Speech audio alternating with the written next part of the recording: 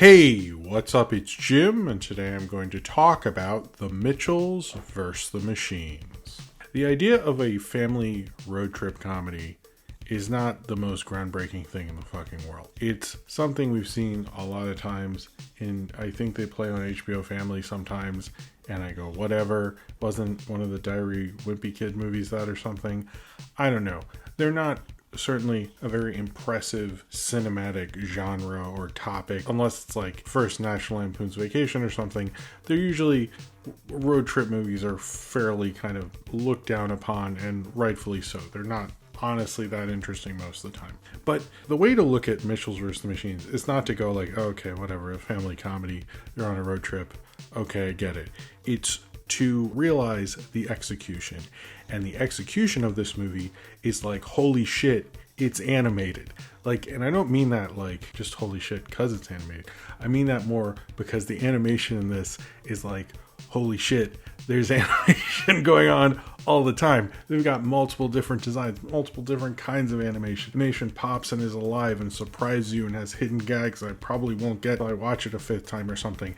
It's exploding with life and ideas, and it can't contain itself. Like I've talked about so many times in so many videos, but it is very on point, is to say one of the big ideas of animations is that anything is possible, like that you can do anything. The thing that separates animation from live action is that, you know, anything is possible as long as you can draw it or you can technically do it, but it is far more open to experimentation and making you feel like anything is possible.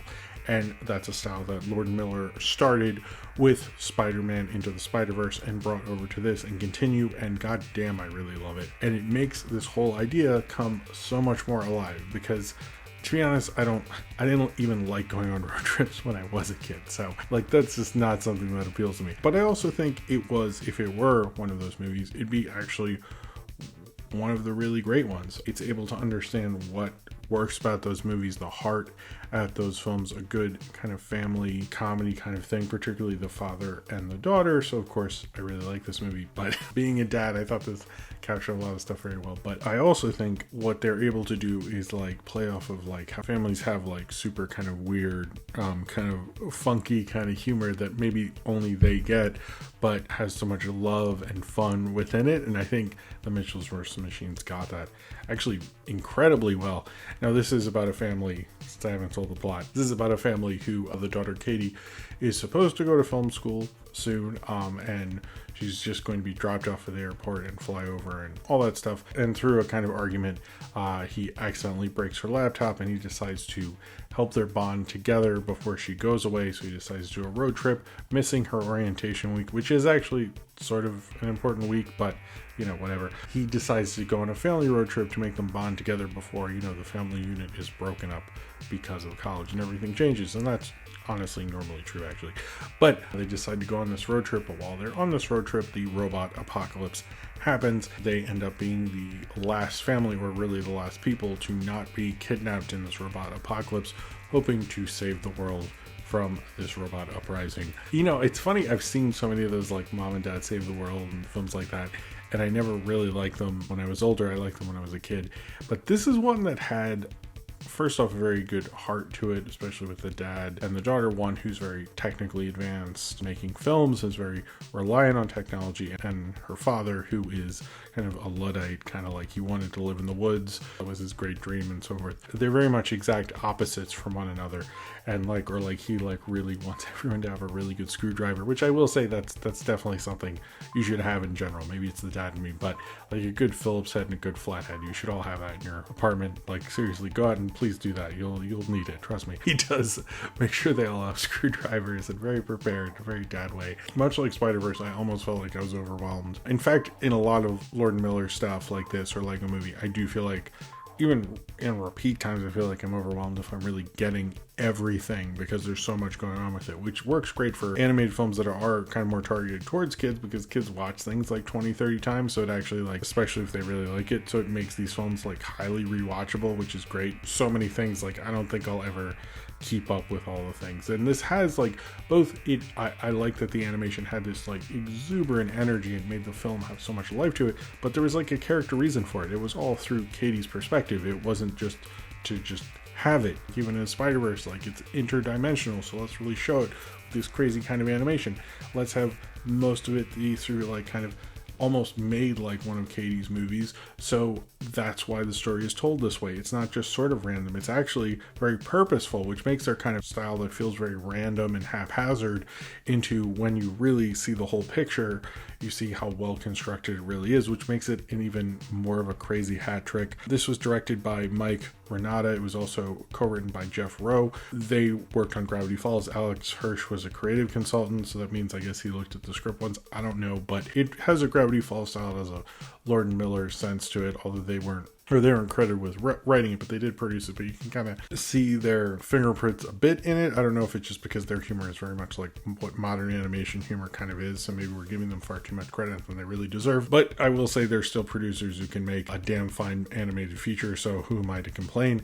That's for those people to understand how the credits work. But I just like the whole thing of having, a father and daughter, or just, a parent and child sort of understand each other, like not getting along, and sort of find themselves through this robot apocalypse. One of the things, and I think I've said this about Infinity Train and other things, and I don't know if Inside Out started this. I'd actually kind of like to find out, like, this idea of, like, I think in blockbusters there's always like the personal hero's arc, and that was what made it important, but the film's really about, like, intergalactic politics or some nonsense.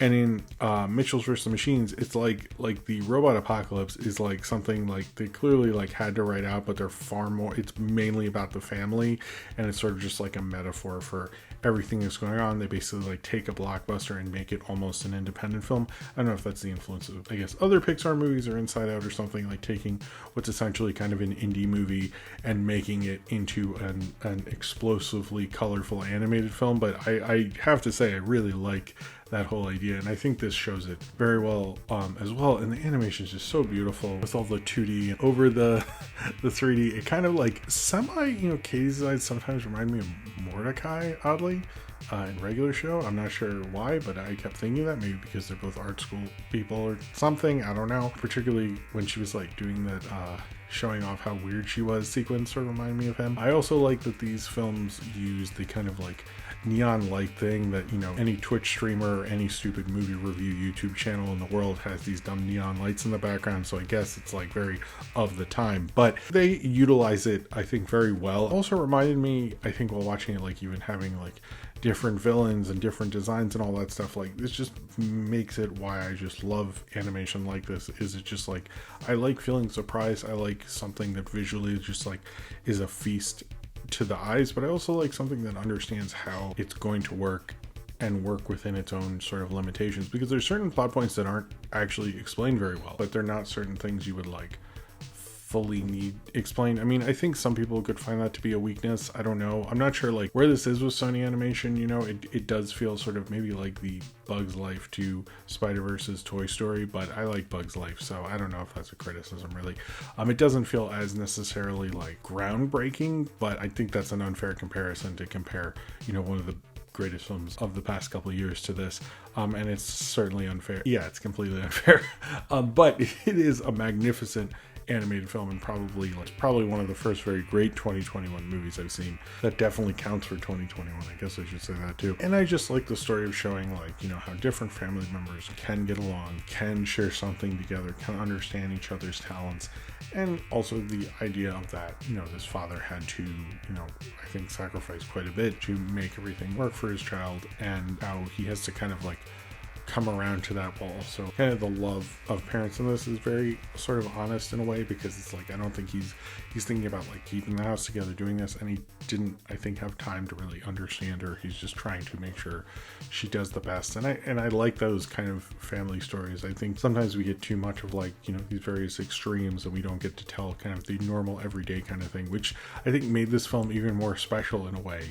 I like kind of dysfunctional sort of family stories, because they kind of show you kind of a piece of yourself in a way, because usually dysfunctional is the idea of a dysfunctional, so, a real dysfunctional family would be, really horrific and stuff. But like in a dysfunctional in the Hollywood sense, there's usually like, they're dysfunctional, they're weird, they're strange, like no one's sure how this works, they're always fighting and stuff, but there's a certain love there. And I like that about these kind of things. And I like that was tapped into like an awesome robot apocalypse thing with a crazy good voice cast.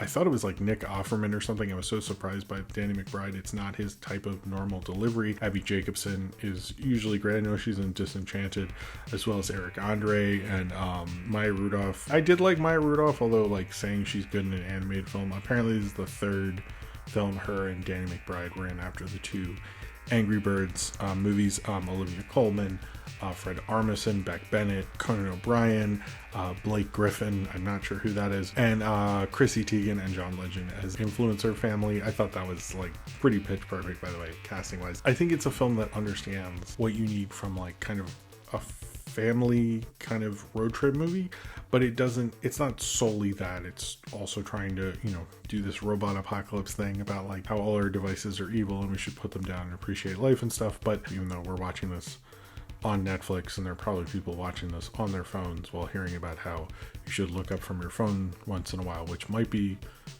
perfect, even though this would probably be really cool to watch on the big screen. Maybe they came up with the thematically best release strategy, if you think about it. But I think this is just kind of like a lovely kind of family film with kind of this wondrous animation going on throughout it, because it's both like a nice G-rated kind of all audience thing that doesn't hold back on being experimental and weird and crazy and having this wild imagination to it.